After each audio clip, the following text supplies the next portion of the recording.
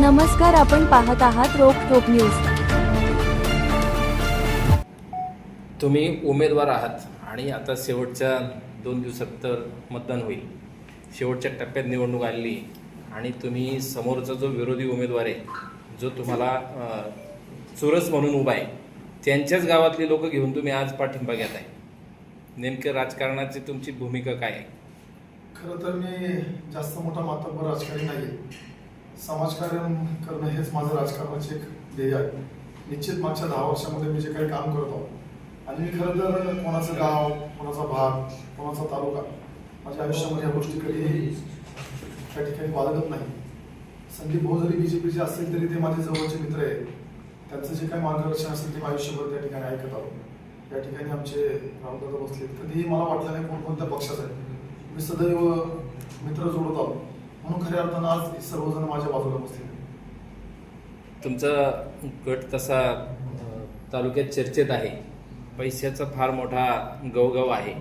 समोरचा उमेदवारही काही कमी नाही. काय परिस्थिती आहे तुमच्या गटात? खरं तर मी पैसे म्हणून उमेदवारीमध्ये आलोच नाही आणि पैसे म्हणून मला पक्षाने उमेदवारी दिली नाही. मी काम करणारा कार्यकर्ता आहे आणि आमच्या पक्षाचं, आमच्या दादांचं ब्रेकवॉक त्या ठिकाणी होतं की आम्ही आयुष्यभर काम करत आहोत. आणि खरं तर दादा त्या ठिकाणी काम करत होते त्यावेळेसही तुम्ही सर्व पत्रकार बांधवांनी दादांना त्या ठिकाणी नाव ठेवलं होतं कामाचा माणूस. आणि मागच्या 5-6 दिवसापासून तुम्ही सर्वांनी त्या ठिकाणी हेडलाईन म्हणून दाखवली.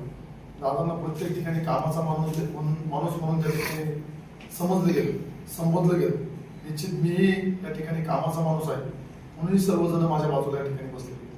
गेल्या काही निवडणुकांचा विचार करता विधानसभा निवडणुकीमध्ये मशालचे जे उभाटाचे जे आमदार आहेत बाबाजी काळे, त्यांना इथून लीड मिळाले. त्याच्यानंतर नगर परिषदेच्या निवडणुका झाल्या, राष्ट्रवादीला फारसं यश मिळालं नाही. बाजार समितीची एक निवडणूक त्याच काळात झाली, तिथंही राष्ट्रवादीला यश मिळालं नाही. तर तुमचं आता ह्या इलेक्शनमध्ये राष्ट्रवादीची उमेदवारी तुम्हाला आहे, काय तुम्हाला वाटतं की तुम्हाला यश मिळेल म्हणून? निश्चित मतदारसंघ हा कुठल्या पक्षाला जास्त कौल देत नाही असं मला वाटतं. काम करणाऱ्या माणसाला जास्त कौल देतो. आता मागच्या 4-5 दिवसापासून माझ्या गळ्यामध्ये निश्चित पक्षाचं त्या ठिकाणी कुठलाही उपर्ण गळ्यामध्ये दिसणार नाही. परंतु प्रत्येक माणूस मला पाहिल्यानंतर त्या ठिकाणी म्हणतो की हा राष्ट्रवादीचा उमेदवार आहे. निश्चित पक्षाची ओळख तयार करून देत असताना आपण किती चांगल्या पद्धतीने काम करतो याच्यावरती पक्षाची ओळख तयार होत असेल.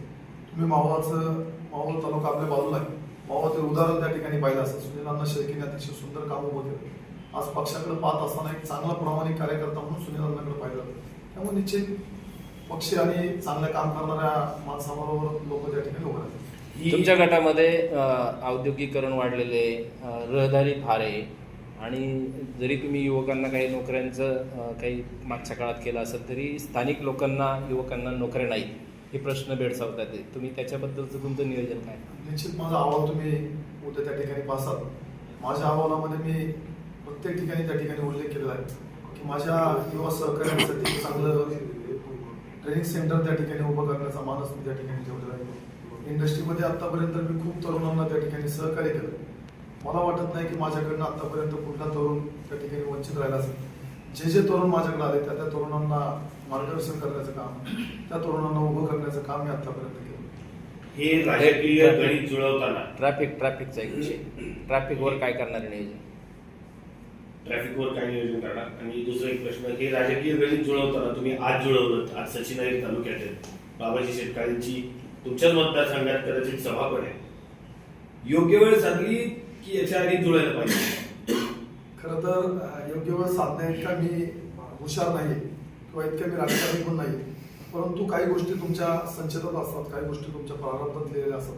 ह्या सर्वांनी एक चांगला विचार केला आणि खरं तर ही सगळी योग्य वेळ ह्या सर्वांनी जुळून आणली. माझे सर्व मार्गदर्शक आहेत, ह्यांनी जुळून आणलेली ही वेळ. त्यामुळे निश्चित प्रारंभामध्ये, संचितामध्ये आणि देवाच्या मनामध्ये कुठेतरी काहीतरी चांगलं आहे, ते चांगलं तुम्हाला 9 तारखेला पाहिजे. तुमचा गट चाकणला जोडून आहे आणि चाकणच्या इंडस्ट्रीच्या एरियामध्ये जबरदस्त ट्रॅफिक असतं. ह्या ट्रॅफिकसाठी जिल्हा परिषद सदस्य म्हणून किंवा अजित पवार, दिलीप मोहिते यांचे एक शिलेदार म्हणून तुमचं नियोजन? निश्चित म्हणजे अजितदादांचं तुम्ही नाव घेतलं. खरं तर आज दादा हयात नाहीत, परंतु सकाळी 7:30 वाजता तालुक्याच्या ट्रॅफिकसाठी दौरा करणारा नेता म्हणजे अजितदादा आहे. त्यामुळे निश्चित दादांनी जे काही ट्रॅफिकचा प्रश्न सोडण्यासाठी जे निर्णय घेतले होते त्या निर्णयावरती उद्या अण्णांच्या माध्यमातून आणि दादांच्या माध्यमातून मी त्या ठिकाणी काम करणार. दादा गेल्यानंतर लोकांच्या भावना दुःखद आहेत. मात्र सुनेत्राताईंना उपमुख्यमंत्रीपद देखील मिळालेलं आहे. याचा तुम्हाला किती फायदा होईल? खरं तर पक्षाचं कोणीतरी नेतृत्व करावं म्हणून सुनेत्राताई त्या ठिकाणी उपमुख्यमंत्री झाले. कारण की आमच्या सर्व कार्यकर्त्यांच्या चेहऱ्यासमोर किंवा डोळ्यासमोर त्या ठिकाणी आमदार होता. एक नेता असावा, एका नेत्याच्या पाठीमागे आपण त्यांचं काम करावं म्हणून सुनेत्राताईंनी त्या ठिकाणी जबाबदारी घेतली. निश्चित सुनेत्राताईंचं जरी उपमुख्यमंत्री पदाचा जरी फायदा झाला नाही, परंतु दादांनी जे काही काम केलं त्याचा निश्चित माझ्यासारख्या कार्यकर्त्यांना त्या ठिकाणी फायदा होईल. तुम्हाला आमच्याकडनं सर्व पत्रकार शुभेच्छा. धन्यवाद.